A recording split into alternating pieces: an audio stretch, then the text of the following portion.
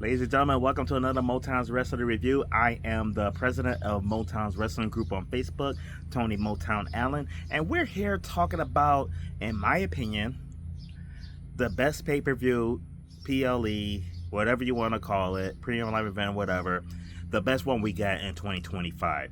I am talking about Women's Evolution, or as Wade Brever would like to call it, Women's Evolution. But man, y'all gonna need to put some respect on these ladies' names. I'm sorry.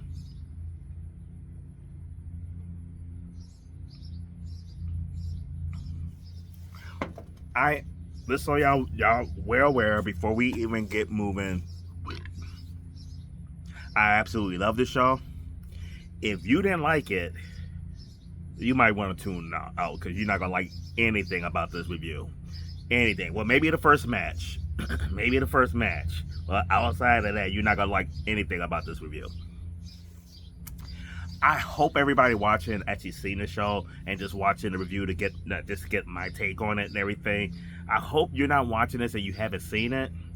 I don't say this often, but if you haven't seen it, stop playing right now. Go watch it. And then watch my review of it. And the reason I say that is because I don't want to spoil it for you. You need to see this pay-per-view, this premium live event. Like, I have never told you guys, don't watch me until you watch something. You need to watch this. But our first match, the first match is the triple threat. That bitch Becky, that bitch Bayley, and Laura Valkyria, who's becoming a little bitch herself. Wrestling for the Intercontinental Women's Championship. The only good thing about this match was the fact that Marcus Cummins, who's been a member in the Motown's Wrestling Group for like 11, 12 years now, since the beginning, his ref boo was reffing this match. That's the only thing I can say good about this match. Well, I'd be lying if I said that. I gave the match a B-. It was a good match. I just didn't like any of the participants on it. But if I gotta be honest, it was a pretty decent match. I gave it a B-, despite the fact that I can't stand. These three women are my three least favorite women in professional wrestling today. And Triple H is gonna take a shit on my fucking Sunday by booking this shit. Becky Lynch did win with a cool roll-up on Laura Valkyria to get the win. I did like how she won. I actually picked Laura Valkyria to win, so I did. So I was on one of my predictions on this, though. But I'm just happy the match ended. The next match is JC Jane versus Jordynne Grace. As much as I love the pay-per-view, the first two matches, I gave this one a B- as well, and that B- was 100% to Jordynne Grace. Now, I did like the finish with Blake Monroe costing Jordynne Grace. I actually picked Jordynne Grace to win. I actually picked Jordynne Grace to dog walk that bitch. Like, Jordynne Grace is 150 times better than JC Jane. I don't care if JC Jane had Blake Monroe and her faction in a 3 or 4-on-1 handicap match. Jordynne Grace is supposed to win. My God. What does Jordynne Grace got to do to get a title? I mean, you had to beat Roxanne. You had Roxanne Perez beat her when it was champion versus champion.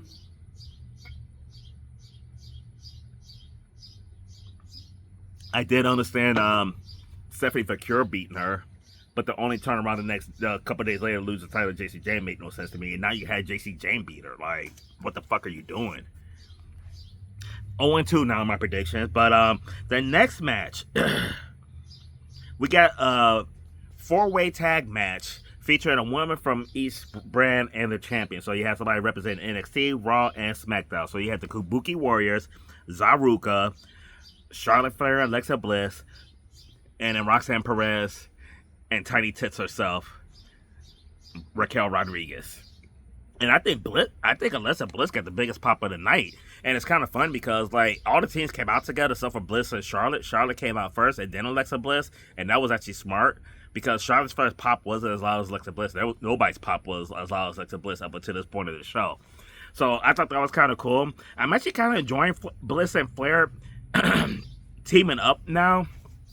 I wasn't really feeling it at first, but I am starting to like it, and I think that it's actually working. If they try to make Charlotte a babyface, I think this is working. I'm not too thrilled with the Kabuki Warriors being back together. I was looking forward to a singles push for Asuka, but after that mess of a Queen of the Ring match with her and Jay Cargill, they threw it back in the tag team scene. This match itself, I'm not a huge fan of fatal 4-way tag matches. I like the more Extreme Rules ones, where it's elimination. But this match serves its purpose and everything. It was pretty entertaining. It was decent. I gave it a B, and Tiny Tits got the win for her team. So now I'm 1-2. Next match for the one of the women's championships. You get, oh man.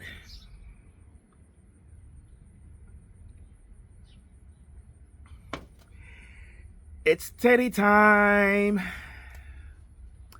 Tiffany Stratton and Trish Stratus, my old school boo and my new school boo. And everybody knows how much I love Trish Stratus. If you're in the Motown's wrestling group, I love Trish Stratus from day one. I would never turn my back on Trish Stratus until I decided I need a younger version of her. Thinking I'm liking them in her 20s, because Tiffany Stratton is definitely passing Trish. But as far as like the ring goes, I mean, but no, in ring she's not on Trish Stratus level. Trish Stratus is still better than half the women roster today, and the woman's like 50 years old, doing it better, looking better. Trish Stratus looks better than half the women in the division because of better promo than half the women in the division. Wrestles better than half the women in the division. But that doesn't excuse the fact that she just got a title shot for no reason at all. This is her first title match in 18 years. I really thought that was kind of bullshit. Seemed to be the theme in Atlanta, because she got a title shot she didn't deserve. Goldberg got a title shot that he deserved the night before. There's a lot of women in that locker room that earned this right, that's been there from day in and day out, that should have had this title match. But I really did like this match. I really enjoyed it. I actually gave this match an A. Great performance for Tiffany and Trish. And I didn't really look at it like one was carrying the other one, though. They both pulled their weight. They both put on a phenomenal match. Tiffany got the win with their prettiest moonsault ever.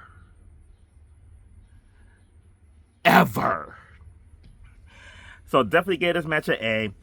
Thoroughly enjoyed this match. Best match of the night to this point, of course.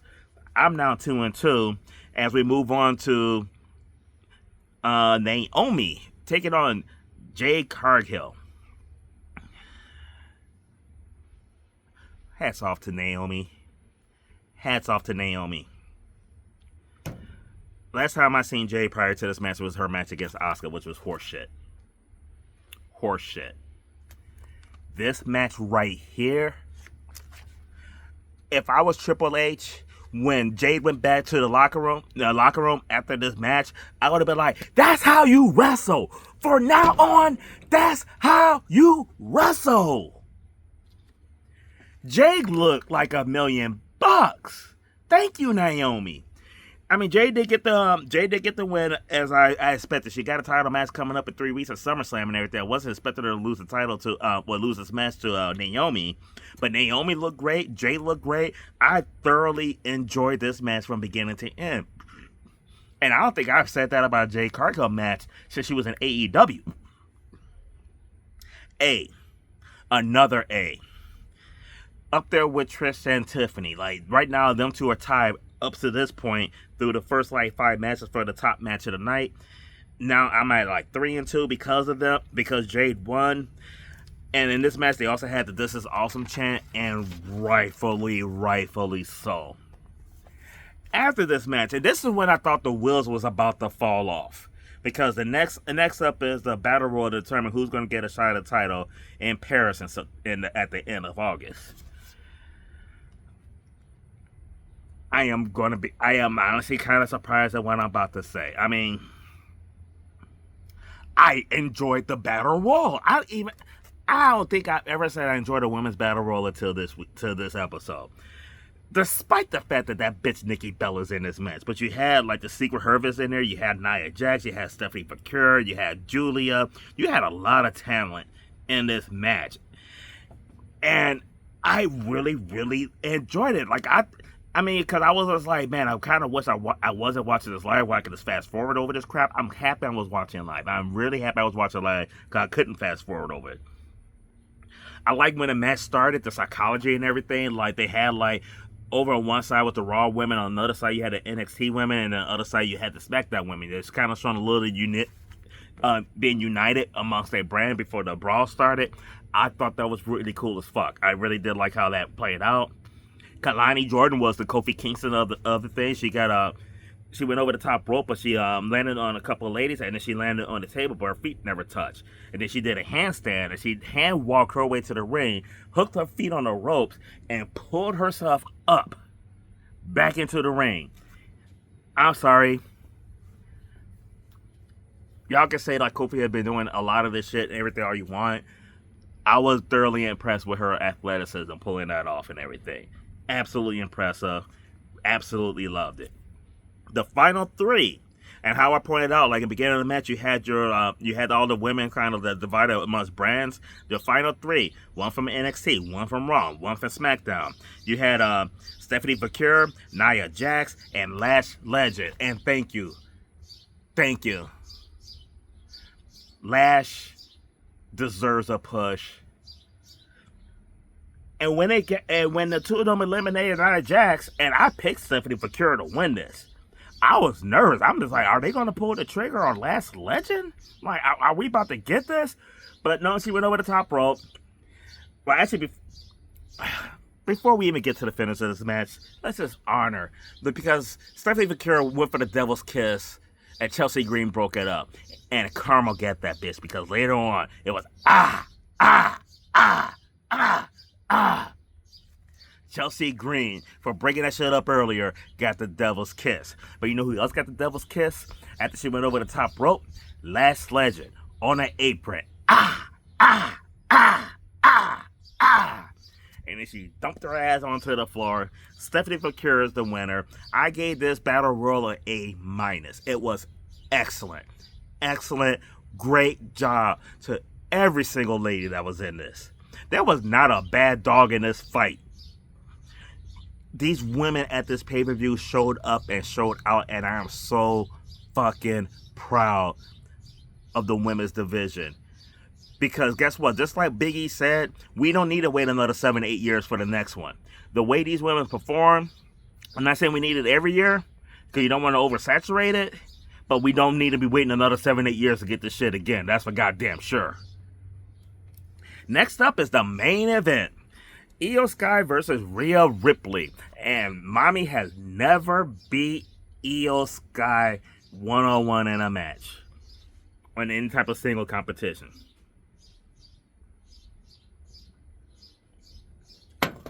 The two of them tore it up. I'm not happy with the reign that Io Sky's been getting, but she is phenomenal in the ring. One of the best women wrestlers in the division today. And Rhea Ripley is getting that GOAT conversation. That's how good she is. The match was incredible.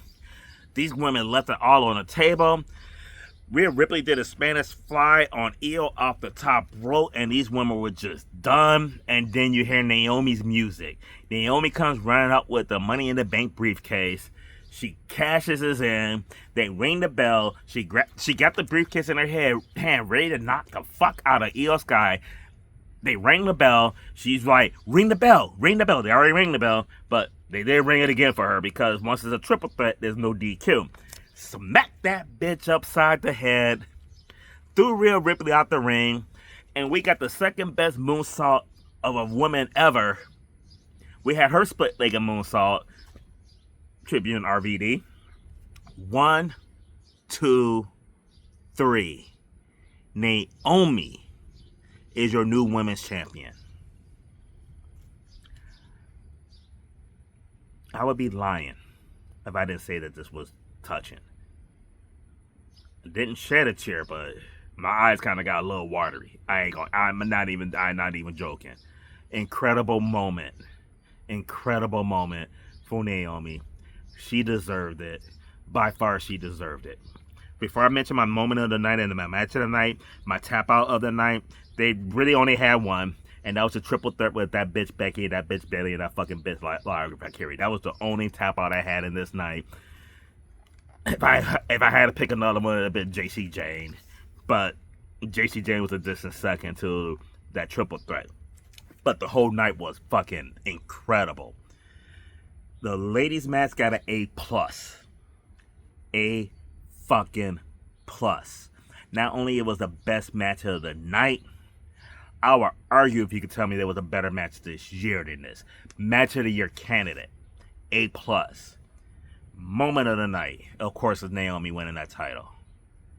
That was so happy for her. So happy for her. Not just because she got an incredible ass and some nice tits, and she does have an incredible ass and some nice tits, but she has worked so freaking hard for this. Fucking left the company because they weren't pulling the trigger. Came back and was eating shit when she came back, to be honest with you. Like, she was eating a lot of shit until she fucking turned on Jade. Like, she was jobbing left and right. But her patience paid off. Her hard work paid off. I am so happy for her, and I'm so proud of her. Congratulations, Naomi. They say this a lot, whether they deserve it or not, but you deserve it. You deserve it. Happy for you. Can't wait to see Raw. Wait to see you out there hoisting that title up in the air, talking shit, doing your thing. You do it.